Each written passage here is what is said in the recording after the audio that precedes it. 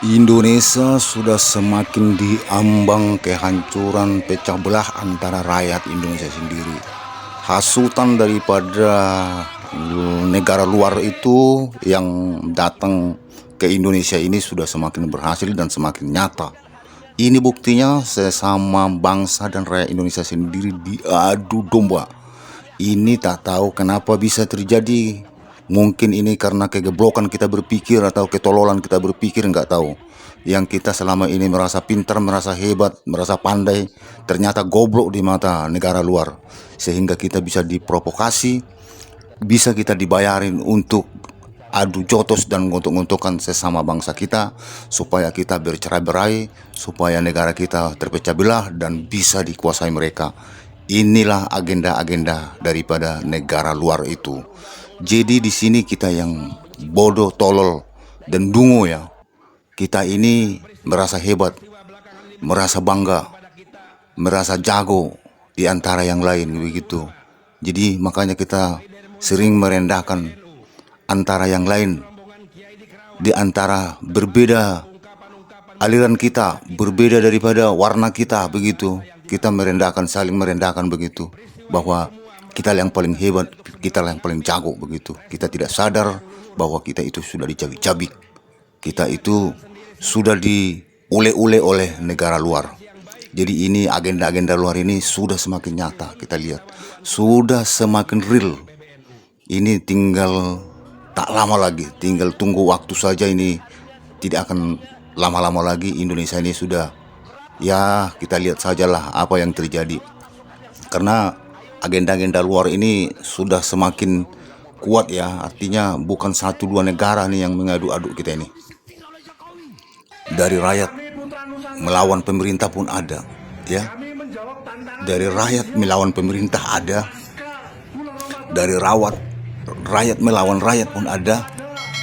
Walaupun itu misalnya rakyatnya rakyat jelata, rakyat miskin, tidak peduli. Yang penting obok-obok dulu, hancurin dulu mereka supaya terjadi chaos di negara ini. Kira-kira begitulah tujuan mereka itu.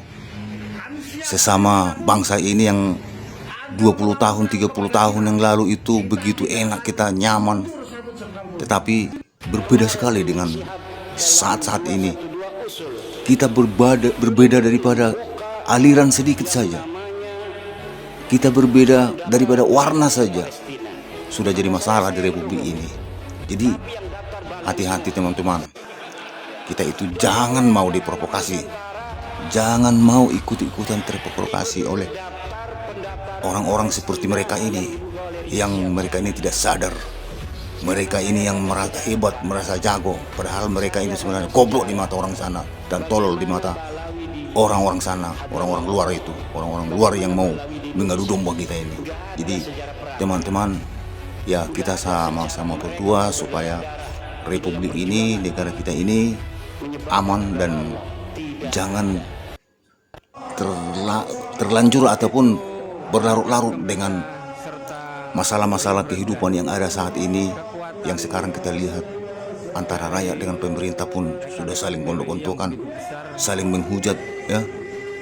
Antara rakyat dengan rakyat juga begitu.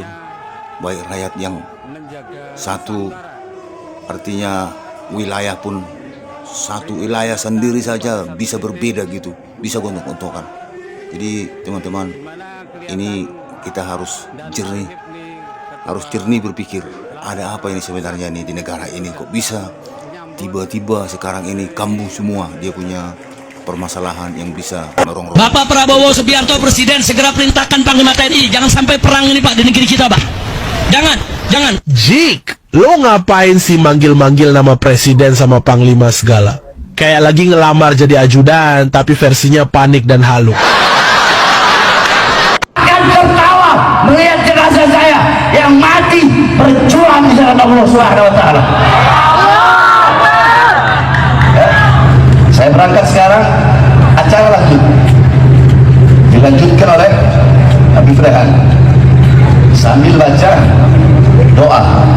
Ibu-ibu tetap dulu di sini makan sampai selesai. Ya, kita orang baik lah. Yang lain nggak usah ikut. Dia terserah mau ikut mau enggak silakan. warahmatullahi wabarakatuh.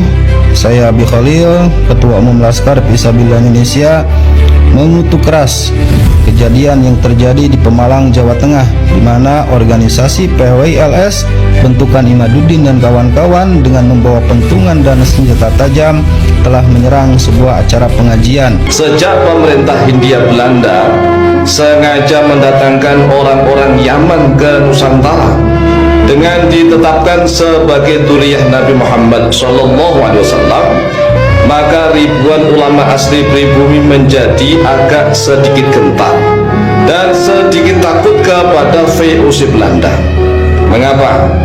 Karena orang-orang Yaman yang dirawat oleh VOC Belanda disuruh membuat fatwa haram dan melarang seluruh warga pribumi yang mengadakan aksi perjuangan melawan VOC Belanda. Akhirnya setiap ada aksi perjuangan para ulama, para kiai dan rakyat pribumi yang melawan Belanda, maka tentara Belanda dengan bebas dan seenaknya serta sangat kejam membantai para ulama, kiai dan rakyat pribumi. Karena perbuatan tentara Belanda itu dilindungi oleh fatwa orang-orang Yaman yang ada di Nusantara. Habib Rizik gurunya NU, wah bohong itu. Kronologi awal terjadinya bentrok saat ceramah Muhammad Rizik Syihab atau Habib Rizik dalam acara peringatan bulan Muharram di Desa Pegundan, Kecamatan Petarukan, Pemalang, Jawa Tengah, pada Rabu, tanggal 22 Juli tahun 2025, malam.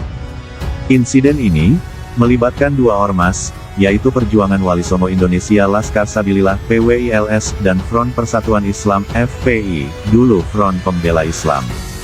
Sementara sosok Rizik Syihab adalah mantan pimpinan Front Pembela Islam, FPI, organisasi masyarakat, ormas, Islam yang telah dibubarkan pemerintah pada tanggal 30 Desember tahun 2020. Terkait insiden bentrokan di ceramah Habib Rizik, mengakibatkan 5 orang mengalami luka-luka. Bupati Pemalang, Anom Widiantoro, membenarkan jumlah korban luka dalam bentrok antara massa FPI dengan PWI-LS tersebut. Kronologi kejadian bentrokan antara FPI dan PWI-LS ini berawal dari penolakan kehadiran Rizik Syihab dalam acara peringatan bulan Muharram di Desa Pegundan, Pemalang. Pihak Perjuangan Wali Songo Indonesia Laskar Sabilillah yang menolak kehadiran Rizik Syihab, kemudian diduga mengerahkan massa ke lokasi acara. Lantas, mereka yang berhasil menyusup di tengah blokade polisi mulai melempar batu, kayu, botol ke arah panggung. Kejadian tersebut sontak memicu kemarahan massa diduga anggota ex-FPI yang ada di lokasi. Kemudian, mereka memburu orang-orang diduga anggota PWI-LS. Bentrokan pun tak terhindarkan.